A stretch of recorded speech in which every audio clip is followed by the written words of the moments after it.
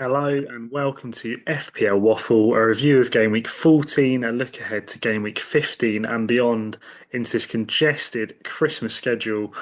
And we hit bang on the average this week, but I did take a minus 16 points. So I didn't actually get a video out in time for the midweek games. But yes, I took a very rash minus 16. But I do think it means my team is now looking in very good shape. And I'm just enjoying making transfers and putting in players I want to put in, etc. So let me talk you through it very briefly. So I brought in Sanchez for Flecken, which was this week disastrous because Sanchez got benched, but he has a much better fixture run coming up than Flecken. So I'm hoping it will still pay off with time. So that was one of the transfers.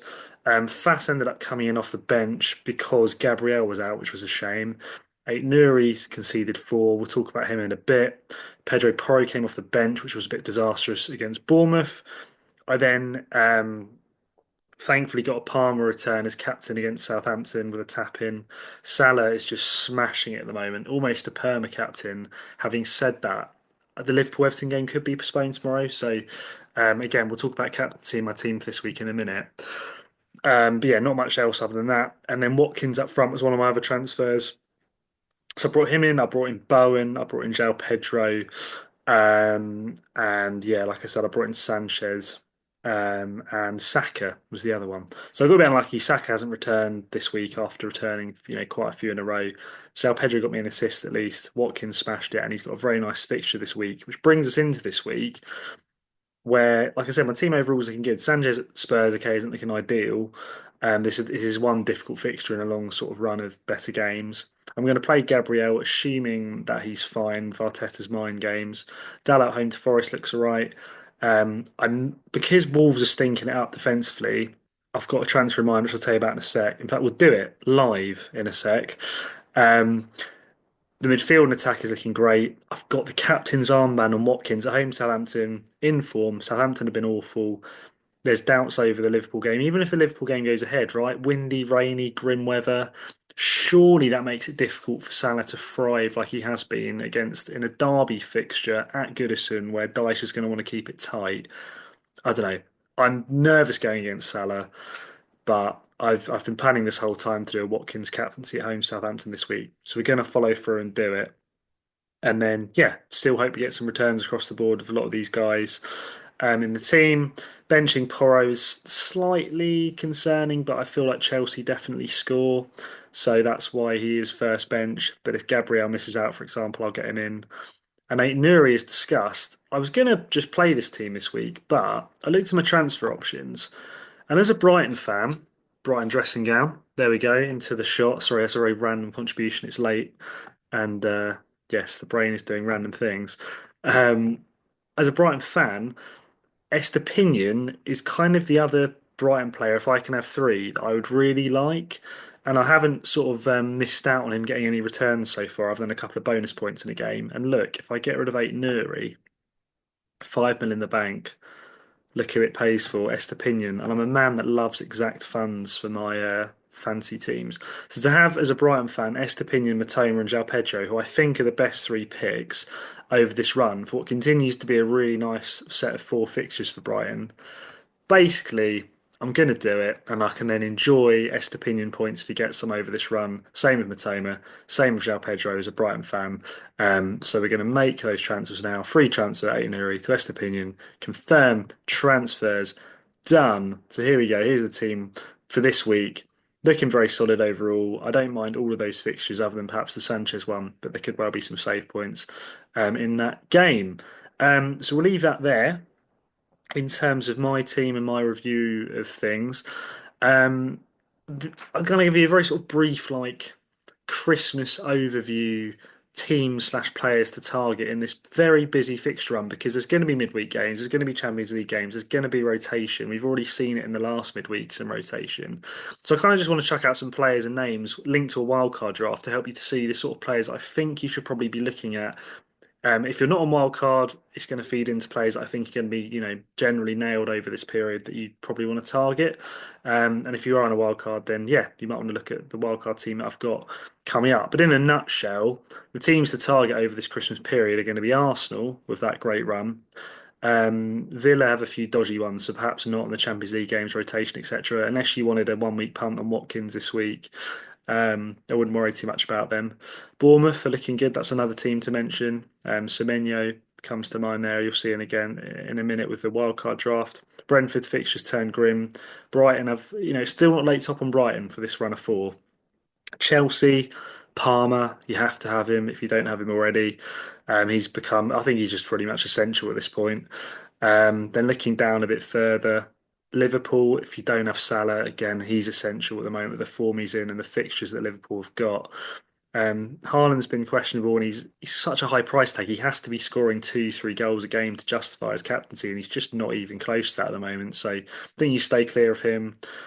Just if if you want him, I don't mind it. If you're on wildcard or something and you can still have, Palmer in there and Salah in there and Haaland's in there and it doesn't make the rest of the team look diabolical, I don't hate it. Um, but I think the funds you can spread around without him is probably worth doing at the moment. Isak's been in great form. So Newcastle's run here, another team to mention. Decent run. Isak, Gordon, a couple of names to mention. And then beyond that, see West Ham, they're not doing brilliantly. They played very well against Leicester, unlucky not to score. And Jared Bowen is a 90-minute man who's potentially on penalties. Over this run, I could see him getting some returns. So I don't hate a Bowen pick. Outside of that, probably not looking at much. Other than Sheep Keeper and Fabianski. And then Wolves have been very hit and miss at the moment. So although Cunha has had a good run, he's blanked a few times recently. As you've seen, I just got rid of Eight Nuri because I've kind of lost the faith in them defensively. Um, I don't know.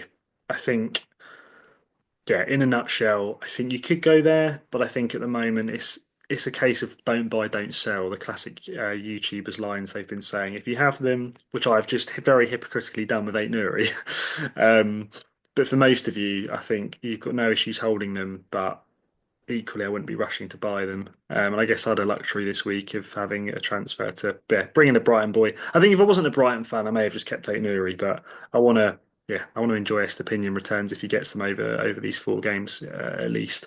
So really quickly into the wildcard draft that I've chucked together. I think this is the sort of thing I'd be looking at. So Fabianski, a cheap backup, and they've got some good fixtures if you needed him for whatever reason. I think if you've got the money, you go to Raya because I still think Arsenal are the best defence in the league and he did really well. Sort of the last few game weeks, he started to get the points that you'd expect him to get. So if you can afford him, I think he's the best one. Gabriel is just a weapon and a half from corners. You have to have him. I put Virgil in there because speaking of those 90-minute sort of players leading up to the Christmas period, he's going to get you that every week. If you wanted to have a bit more fun and have the money to go for Trent, I don't mind it at all. Now Bradley's injured for a period of time. I think he's going to play most games, Trent, but he was benched midweek. So if you want the safety of minutes, it's Verge. I've got Kekeres or Kirkes in there, sorry, for Bournemouth because as mentioned, good fixture run, quite cheap. Estepinian as mentioned, good fixture run, attacking threat, etc. And then just an enabler in the likes of Greaves. I'm not too worried who you have there. The midfield, so Saka, Palmer, Salah are almost, like I said, essential players at this point of how well they're playing and their fixtures. Bowen, as discussed, I do like, even though West Ham have been stinking it up a bit. Um, if you needed some money from this team, he's the sort of player you could axe and lower to the likes of the Matoma, who, yeah, like I said, Brighton still have some good fixtures. He's kind of our 90-minute man at the moment.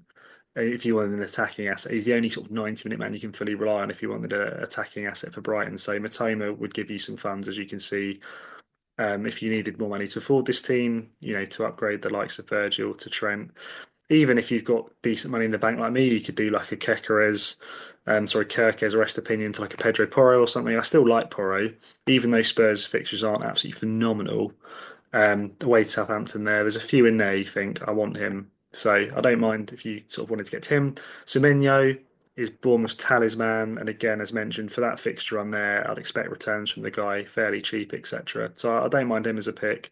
Then up front, João Pedro for Brighton on penalties. He's just great value, really. For those next 4 fixtures, he's going to start to assume at least 3 of them on pens. Just good value for that sort of player with our fixture run, etc. And Isak's just been on great form, and again, good fixtures over this period. Brentford leaky, Leicester not great, Ipswich not one of the best teams in the league, Villa leaky.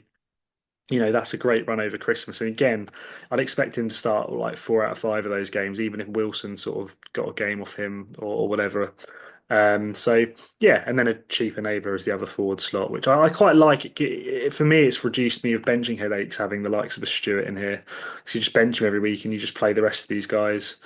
And then you have 3 defenders each week who, at the moment, this season, defenders, goalkeepers aren't sort of thriving with points. So, yeah, I think I'll leave it there before the video is far too long. But hopefully, there's some food for thought for you there, and that the wild card draft sort of helped cement some of that food for thought about this, yeah, fixture run with nail players that you're going to be wanting in your team. You're not going to want too many minutes risks over this period. Is the bottom line. If you're here slash staying around for the Pokemon content. Another pack of Paradox Rift. Can we get anything good? Tune off now if you don't care about Pokemon whatsoever. Can we get anyone to sell to make the family some money? It's a standard EX, so there's no money there, but it's better than a standard holo. We take it. We take it. We take it. I'm gonna leave the video there so I can go to bed and yes, enjoy my weekend a bit more than if I stay up too late and bore you with any more waffle. So thanks for watching. Please like, subscribe if you like this and want to tune in for more. I do hope you have a good game week. I do hope you have a good sort of run up to the Christmas period. And for now, yeah, thanks again and look forward to catching you all on the next one.